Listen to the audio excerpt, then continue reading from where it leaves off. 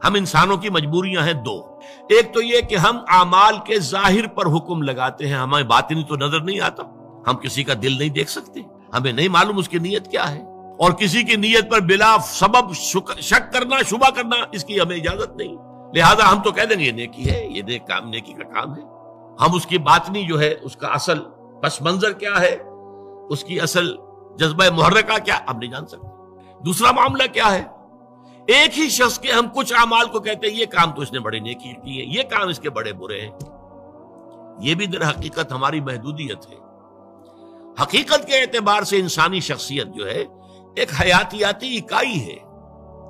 دیکھیے اگر آم کا درخت ہے تو آم لگے گا، اس میں نیمبو کیسے لگ جائے گا؟ آم لگے گا، یہ نیم کی نمولی کیسے لگ جائے گی؟ اگر آپ ایک درخت میں دیکھتے ہیں کہ آم بھی لگا ہوا، نمولی بھی لگی ہوئی ہے، وہ کڑوی کسیلی نمولی بھی لگی ہوئی ہے اور میٹھا آم بھی لگا، آپ کیا کہیں گے؟ کیسے انہونی سی بات ہے. تو شخصیت تو ایک وحدت ہے، یا اس کے اندر خیر ہے یا شر ہے.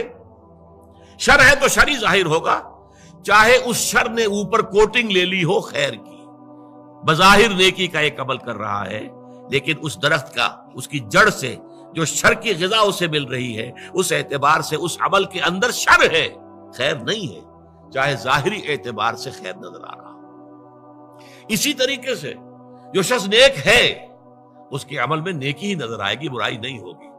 البتہ اس میں ایک استثناء ہے، جو حقیقتاً نیک ہے، جو اس پیمانے پر پورا اتر رہا ہے. وَلَكِنَّ الْبِرَّ مَنْ آمَنَ بِاللَّهِ وَالْيَوْمِ الْآخِرِ وَالْمَلَائِكَةِ وَالْكِتَابِ وَالنَّبِيِّينَ إِلَى آخِرِ الْآيَةِ. جو شخص اس پر پورا اتر رہا ہے اس سے بھی کبھی وقتی حالات کے تحت، وقتی اثرات کے تحت کوئی غلط کام سرزد ہو سکتا ہے.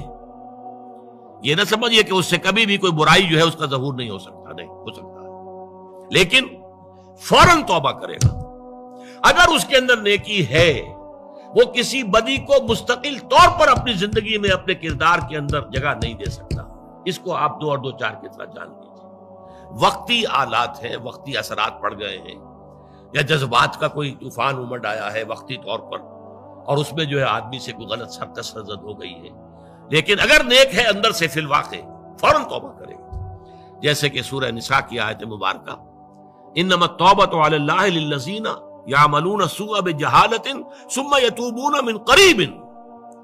اللہ تعالیٰ نے اپنے ذمے لازم کر لی ہے ایسے لوگوں کی توبہ قبول کرنا کہ جو غلطی سے یا حالات کے دباؤ میں، جہالت میں، نادانی میں کوئی غلط کام کر بیٹھتے ہیں لیکن فوراً توبہ کرتے ہیں. تو یہ فوری توبہ ہوئی. یہ نہیں ہوگا کہ بدی اور نیکی کا امتزاج مستقل طور پر.